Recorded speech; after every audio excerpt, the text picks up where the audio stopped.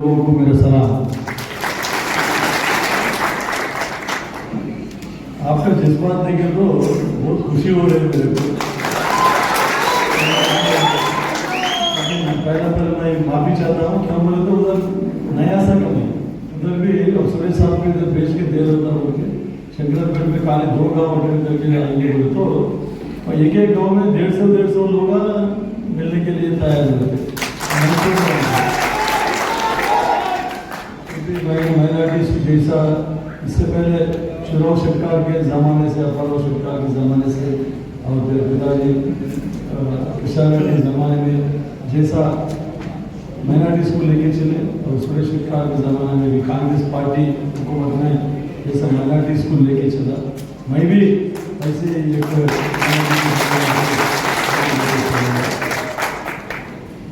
अभी अपने क्या वो नागरिकता अवेश साहब बोले ये सरकार के हिसाब तो बुलडोजर सरकार है। 4 जगह 4 केसेस हुए, 4 जगह भी बुलडोजर के खिलाफ में लड़ा। हाँ ऐसा सोचना लीडर हुए तो कैसा बोले तो एक बार अपने को पब्लिक अपने को इलेक्ट करे तो अपन उनके भलाई के वास्ते सोचना। कभी भी थोड़ा बहुत गलतियाँ होते रहते हर आदमी से भी, या परमिशन रहता है या नहीं रहता क्या तो भी होता, लेकिन उसको अपन निभाने के लिए एक लीडर अच्छा लीडर है तो उनको निभा के जो गरीब से गरीब को अपने तरफ से फायदा करने का सोचना, लेकिन नुकसान करने का कभी भी नहीं सोचना। चाहे कानून का खिलाफ हो, चाहे कानून का खिलाफ हो, फायदा कर गरीब को फायदा करने के लिए सोचना। इस वास्ते अब माइनॉरिटीज के जो डिमांड्स है वो तो किसी हाल से भी हम जितना हो सके उतना कोशिश करके रहेंगे। और जो है अभी जो हमारे भाई साहब बोले नागदर के क्या तो म्यूनसिपल चेयरमैन बनने के बावजूद भी अब माइनॉरिटी से चेयरमैन बनने के बावजूद भी म्यूनसिपल चेयरमैन माइनॉरिटी के भलाई के बारे में नहीं सोचे तो फायदा क्या है? फ्री नहीं है, फ्री हैंड नहीं है, उनका भी गलती बोल के मैं नहीं समझता हूँ। क्यों बोलता हूँ फ्री हैंड देना? जो ऊपर वाले जो है उनके लीडर्स है उन्होंने एक बार चेयरमैन बनाने से नहीं होता। चेयरमैन बनाने के बाद उनको फ्री हैंड देके तरक्की के लिए, नारायण के तरक्की के लिए, मुसलमानों का भलाई के लिए, मुसलमानों का जो चाह है उसको एक फुलफिल करने के लिए वो उनको बनाना, लीडर को बनाना। और लीडर जो है उनको जो है फ्री हैंड दिए तो उनको कुछ तो भी कर सकते। अब लीडर दबा के ऐसे करो तुम ऐसे करो ऐसे ही करो बोल के बोले तो कुछ भी नहीं कर सकते। खुद का फायदा के वास्ते अब उनका फायदा बोल के नहीं बोलते, लेकिन उनके ऊपर जो है बड़ा लीडर है जो MLA है उन दबाव डाल के उनके फायदा के वास्ते इनके ऊपर प्रेशर डाले तो कुछ भी नहीं, इनों के चेयरमैन रह के भी कुछ भी नहीं कर सकता। उनका दिल रहा है कभी कभी, मैं कभी कभी बोलते रहता हूँ रिजर्वेशन के बारे में, कभी कभी डिस्कशन आए तो अब ST रिजर्वेशन है, SC रिजर्वेशन है, ST लीडर बनते हैं, ST MLAs बनते हैं, ST MPs बनते हैं। बनने के बाद वो खुद का उनके कैस्ट को भूल जाते हैं, खुद का जाति को भूल जाते हैं, उन्हें खुद कमाने के लिए कोशिश करते हैं। उनका तरक्की के वास्ते, STs के तरक्की के वास्ते या उनके जाति के तरक्की के वास्ते कोई सोचने में टाइम भी नहीं मिलता वो। लेकिन फिर भी हमारा OC जो है फॉरवर्ड कैस्ट में भी बहुत सारे लीडर आए हैं, जैसे अपना भाई कभी भी जीवन रेड्डी साहब के बारे में जाता हूँ, कभी भी जाके मिलता हूँ, CLP में बोले दो उनके कॉन्सेंस में खुद कॉन्सेंस में गया मैं। जैसा अपने पास नारायणखेड़ में माइनॉरिटीज है, कभी को भी आजू बाजू माइनॉरिटी से रहते हैं जीवन रेड्डी के साथ भी,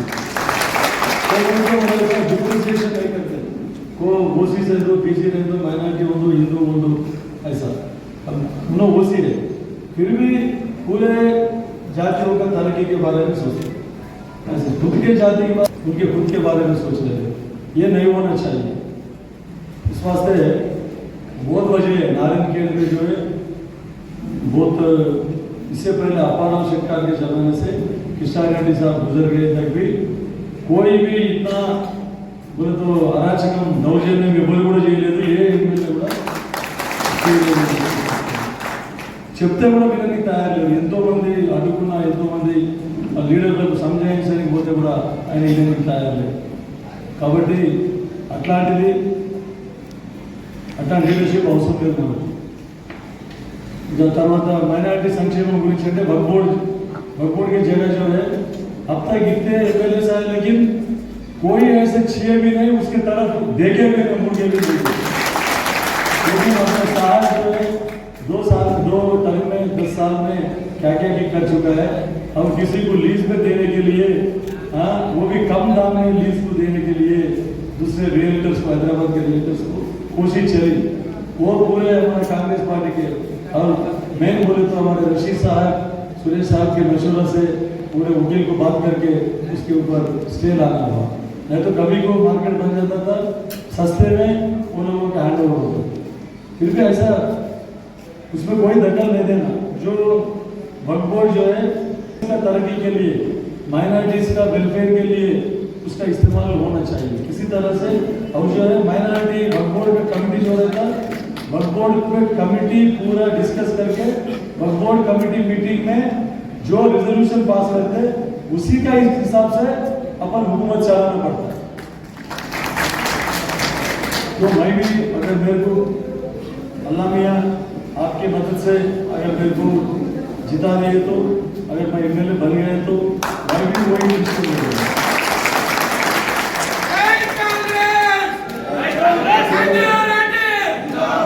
इससे पहले भी मैं बोला हर जगह दरगाहों को समझो, मस्जिदों को समझो, पिताजी भी हर जगह माइनॉरिटीज, कृष्णापुर निजामपुर वैसे जगह किधर पूछे तो माइनॉरिटीज को डिमांड क्या था। कंपाउंड वाल समझो, दरगाह के लिए रिपेयर समझो, क्या तो भी समझो, उन लोग पूरे करें। और मदरसे को भी, अब रशीद साहब वहीं जिला परिषद मेंबर रहे थे, उसमें भी मदरसे में जो पढ़ते बच्चे उनको भी मिड डे मील्स का उसको ये करना, दूसरे भी इंतजाम करना बोल के हम भी जब गवर्नमेंट को लिखे थे, हम लड़े थे। दूसरे हिंदू स्कूल में जो है रेगुलर गवर्नमेंट स्कूल्स में मिड डे मील्स का इंतजाम था, लेकिन मदरसों में मिड डे मील्स का इंतजाम नहीं था। उसके वास्ते कोशिश करे थे कि वो, और मदरसे में क्या क्या चीज़ ज़रूरत है, पिताजी के पीने का पानी का, बोर का, हर चीज़ भी करे थे। मैं जिला परिषद मेंबर रहे थे, वो दरगाह मस्जिद को भी मैं 5 लाख रुपए मैं उसको करके रिपेयर के वास्ते मैं वायदा करा था, उसको भी दिया था। वो महबूब हुसैन साहब ने जो, महबूब हुसैन साहब आप जगह लेते मंगल पर महबूब हुसैन साहब नहीं है, वो महबूब हुसैन साहब जो है उनके बात के ऊपर मैं दिया था। और ये हुकूमत गवर्नमेंट आने के बाद क्या है, केसीआर का हुकूमत कैसा है बोले तो मुंह मीठा करना, कुछ तो भी ऐसी चलो। मस्जिदों में मौजूद इमामों को 4000 की 5000 की तनख्वाह दे रहे, रमजान को कपड़े दे रहे, रमजान का थोड़ा आमदाम लगा रहे, फिर माइनॉरिटी का पूरे वक्फ बोर्ड का पूरा प्रॉपर्टीज कब्जा कर ले। फायदा क्या है? मैं बहुत बार बोला, देखिए अपने को जो है मिनिस्टर, वो मिनिस्टर कौन है? महमूद अली साहब है, वो बात नाम को वो मिनिस्टर, लेकिन अपना वो वैसे साहब आए तो बाजू बैठे तो बाजू ऊपर बिठा लेते, और उनको जो है इनको ज़्यादा कदर करते, उनको केयर भी नहीं करते। ऐसा एडमिनिस्ट्रेशन है उनका, ये नहीं होना चाहिए। स्वास्थ्य है, मैं एक ही जब बहुत देर हुआ, सुरेश साहब इंतजार कर रहे, एक ही बात बोलना चाहूँ मैं, अगर मैं जीतने के बाद भी आपका जोश देखे तो मेरे को डर लग रहा। क्यों बोले तो ये पूरा मैं पूरा कर सकता हूँ, नहीं कर सकता हूँ। क्यों बोले तो मैं बातें बोल के जाने वाला नहीं हूँ, किसी हाल से लड़ता मैं, हर चीज में लड़ता हूँ, पूरा करने की कोशिश भी करता हूँ।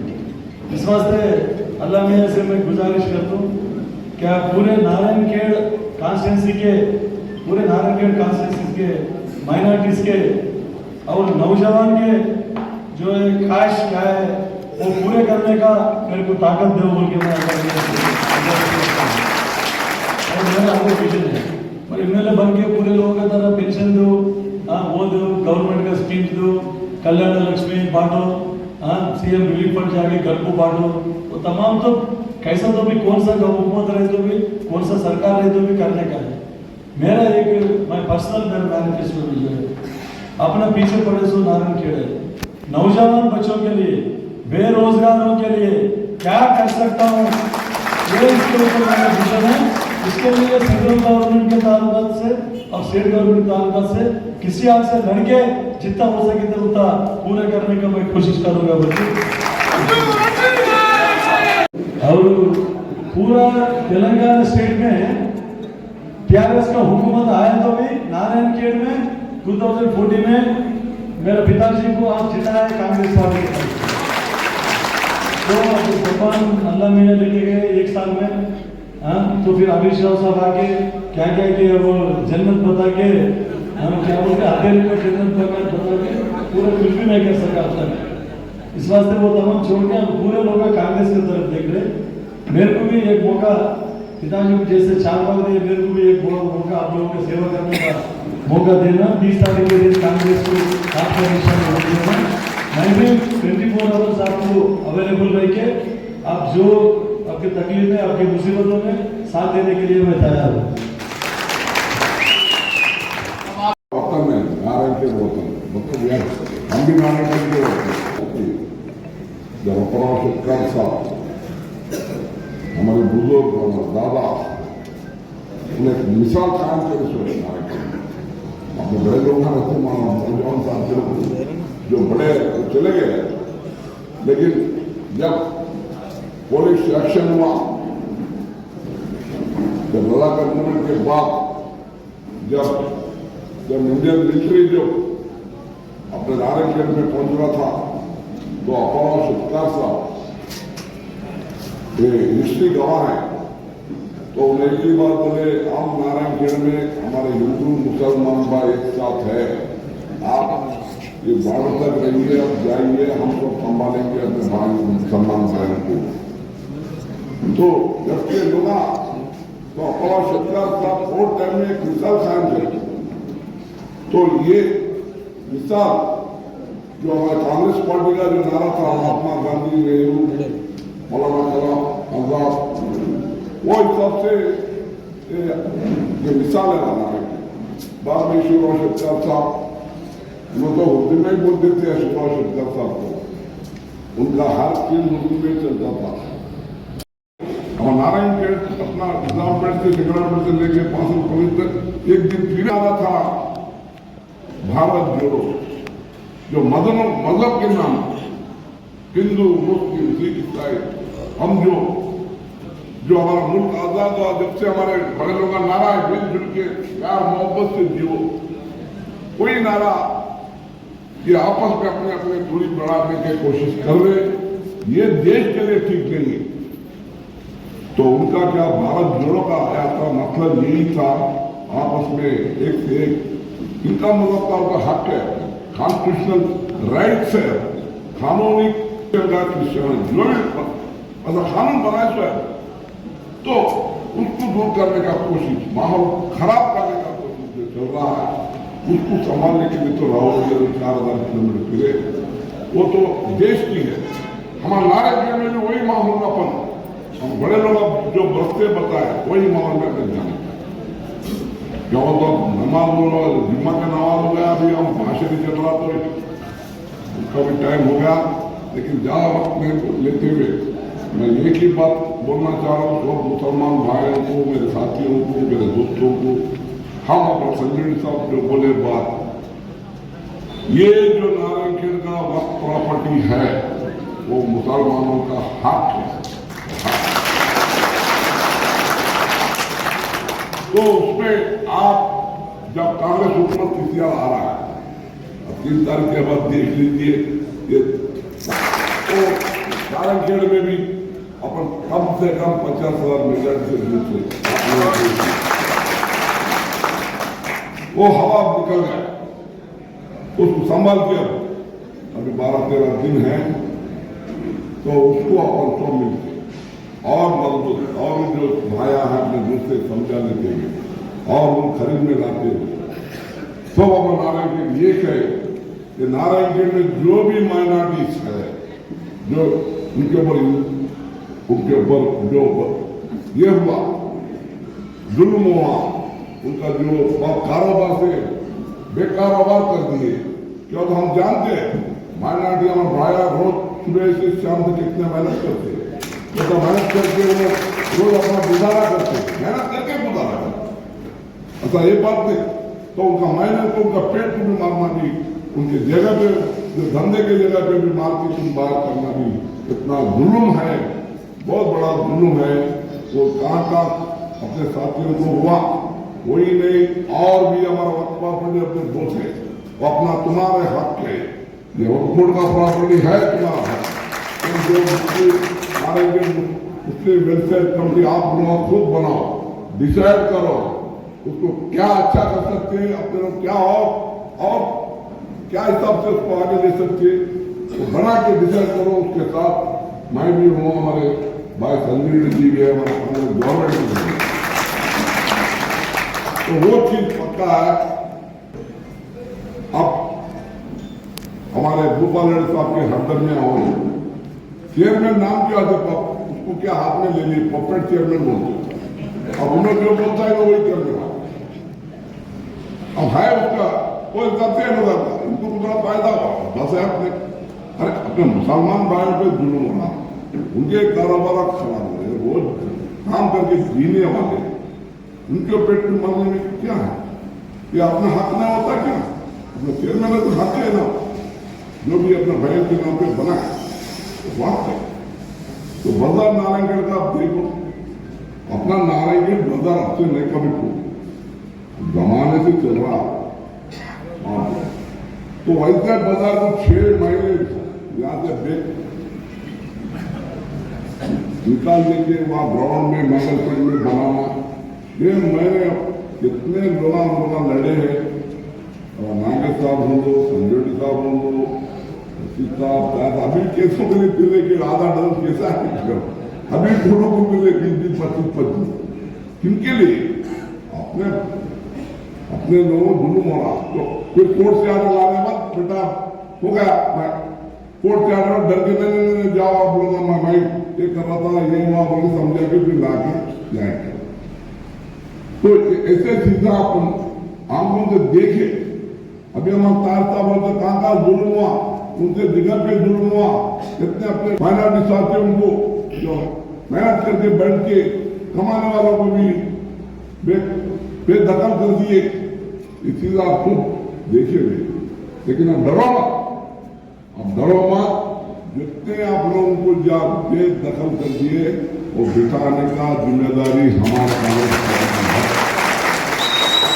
हम सबकी है।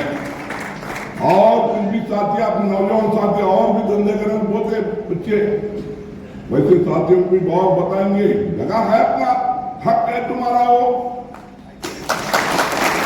ये जो बच्चों का प्रॉपर्टी है वो तुम्हारा हक है, वो तो हिसाब से अपने और नए बच्चों के लिए, नए कारोबारों के लिए उनको क्या मदद कर सकते, कौन सा जगह पे बिठा सकते, और भी तो अच्छा क्या डेवलप करके आप लोग को और ये कर सकते, वो भी आपको करने को अपना आप लोग डिसाइड करना है। आप जो डिसाइड करते Narayangarh town Muslim welfare committee, उसको तामील करना हमारे लिए, जो मेरे भाई संजय की है, हमारे भाई के नागेश शेट्टी की है, हम लोग ये क्या बोलते हैं, ये है नारायणगढ़ बड़े लोगों से, ये अपन नारायणगढ़ अपन तो आपस में भाई भाई जैसा रहने वाले हैं। मजहब में नाम पे जो दूर करने वाले उनको भी अपन बताना है, हिंदुस्तान सबका है, हिंदुस्तान सबका, तो उसी में आप डरो मत। आप हुकूमत एमएलए अब असेंबली में आ रहे, राहुल जी जो देश के लिए लड़ रहे, जो देश के लिए जा रहे, उन्होंने मोदी साहब के लिए लड़ रहे, उन्होंने उनका पार्लियामेंट सीट भी बेदखल कर दिए मोदी जी, तो भी डर रहे, डरो मत बोल रहे। दिल्ली में उनका खुद का रहने का क्वार्टर भी खाली करा है, एमपी का तो क्वार्टर भी खाली होता ना, जाके सोनिया गांधी जी है उनके घर में रह रहे राहुल, तो ऐसा तो उन्होंने डरने वाले नहीं है, देश के लिए देखने वाले, अगर उन्होंने खुद प्राइम मिनिस्टर बनना चाहते हैं सोनिया गांधी राहुल गांधी तो तभी बन सकते थे। मनमोहन सिंह को क्या बनाते थे? सोनिया जी बनते थे। मनमोहन सिंह एक टर्म होने बाद जब हम एमपीआर थे तो मनमोहन सिंह खुद बोले राहुल जी अब बनो, बस है मेरे मैं चलो बुढ़ा करूंगा, नहीं आप संभालो, आगे लोगों की तो मदद रहे तो फिर मैं बनूंगा। उनसे सीटों के लिए नहीं है, बस गांधी फैमिली जो भी है वो कुर्बानी उनके लिए। अब प्रेसिडेंट हमारे कांग्रेस मल्लिकार्जुन खड़गे, दलित में मल्लिकार्जुन खड़गे तो भी बड़ापन कांग्रेस का जो है, तो वही बड़ापन हमारे बड़े लोग अपना सत्ता चुनाव सत्ता जो मिसाल कायम करें वही सबके हमारा का नाम दिया। मैं बोल रहा हूँ हम भी वही हमारे बड़े लोग जो रास्ते बताए कांग्रेस का ये है, हम हमारे बड़े लोग भी मैं अपना शेट्टर को क्या समझता हूँ तो नारायण खेड़ के गांधी है हमारे जो कांग्रेस पार्टी जीत है तो उनके कदम में जाने वाले हम हैं। हाँ इसमें कोई बात नहीं, हम लोग पूरे उनके कदम में जितने भी क्या चले शुरू शेट्टर चले किस्टा साहब चले मैं भी चलो संजोड़े भी चलेंगे, पूरा हम लोग रहेंगे अच्छे पूरे में हम आपके साथ है। अपने टैक्सा कितने थे? 100 रुपए 150 रुपए 200 रुपए करा अपने टैक्सी 4-4 हजार 5-5 हजार। एक दुकान में कमर्शियल टैक्स रहते तो 15,000 20,000। अरे क्या ये क्या हिसाब से तो बढ़ा है? करोड़ों रुपए उसके लिए अपन फिर जब गवर्नमेंट हमारा आएगा उसके लिए सोच के कैसा उसको कम करना है, क्या उसके लिए आप धरना करा मालूम है अपन जागे पूरा जागे हुए म्यूनसिपल ऑफिस के सामने आप किलोमीटर धरना करें गड़बड़ करके आए तो सुनते क्या बताइए? अब सुनने का टाइम है, आप 30 तारीख को सुनने का टाइम है। वो 30 तारीख को अपन डब्बे में अपना वोट से अपना दम बताना है। बाद में अपन ये टैक्सों के बारे में भी ये बोल रहा है कि क्या फर्क 150 रुपए से 4,000 आते, अरे 1,000 लोग मानते वो सब उसके लिए रिव्यू करके जो हिसाब से जो टैक्स बनना है जो हिसाब से कराए के अपन गवर्नमेंट से बात करके जो हुकूमत आएगा तो वो हो जाएगा। तो ये चीज़ों को भी अपन देखेंगे। बहुत बहुत शुक्रिया। अब नमाज होने बाद भी इतना उन्हें 5 जोड़े बड़े खाना नहीं खाए, बहुत बहुत शुक्रिया। आप जो जज्बात से मोहब्बत से अपनापन से जो साथ दे रहे हैं उसको बहुत बहुत शुक्रिया। वो अपने देखेंगे हमारा संजय स्टेज पे मौजूद इज्जतियाब सुरेश साहब और सुजी रेड्डी साहब को मेरा आधा बस है। वक्त टाइम खराब करने से पहले सीधी बात पे आ जाता हूँ। वाकई चल ऐसे पेश आए जैसे कि मेरे दोस्त हैं या मेरे पड़ोसी हैं या मेरे मामू हैं, उनके बात करने नहीं आया मैं नुकसान की बात करने आया हूँ। आप में जितने भी जज्बात होंगे आप सामने आके रहना। जैसा कि मेरे दोस्त है वक्फर की जमीन पे कई सालों से उन्होंने कारोबार कर रहे, वैसे लोगों को जैसे भी लगा के सीधा योगी आदित्यनाथ की बुलडोजर की हुकूमत चला रहा है। नहीं ये बुलडोजर की हुकूमत के खिलाफ बात करना है। और जो मेरी कमेटी है यहाँ पर माइनॉरिटी मुस्लिम कमेटी जो बनी है यहाँ पे, मैंने से सीधे सदारत में हम लोग मस्जिद में बात कर रहे थे, इतना डरा धमका गया हम लोग को। अरे भाई हम गाँव की बात करने आए, मेरा भेदभाव है। अरे ये जो मेरा काम है मेरी मेहनत में कर लेके आगे बढ़ जाता हूँ। अगर मेरे नसीब में अगर अल्लाह कुछ लिखा तो मेरे को मिल ही रहेगा, हासिल हो ही रहेगा। हाँ और एक बात आपको पेश करना चाह रहा हूँ। मेरे मामू अब्दुल सुकूर साहब आपको चंद वाक्यों में इतना मुब्तला कर दिए, ठीक है, उनकी सेहत के ताल्लुक से अचानक से उनको हार्ट का प्रॉब्लम है। पूरे कमेटी के लोग और नौजवान पूरे से मिलकर पूरे दवाखाने में लेके जाके वहां से उनको सीधा कर हैदराबाद ले गया इमरजेंसी में। कुछ फोन ऐसे आ रहे बस देखो मस्ती। अरे भाई एक तो नुकसान कर दी, अब जान के भी पीछे हो जा रहे भाई, उतना क्या कर दिया तुमको? ऐसा क्या नुकसान करे भाई तुमको? क्या सियासी मामले में आगे आके ये करें? जान के बारे में पूछते तुम उतनी खिलौनी चीजों की जान वाले तो आप लोगों को एक जानकारी आपको यही है, हर चीज से नुकसान पहुंचा रहे, माल से, हर चीज से, कारोबार से, पेड़ पे आप मारते। आपको कोई आपसी मसले है तो आइए ना भाई, सियासत एक ऐसा मैदान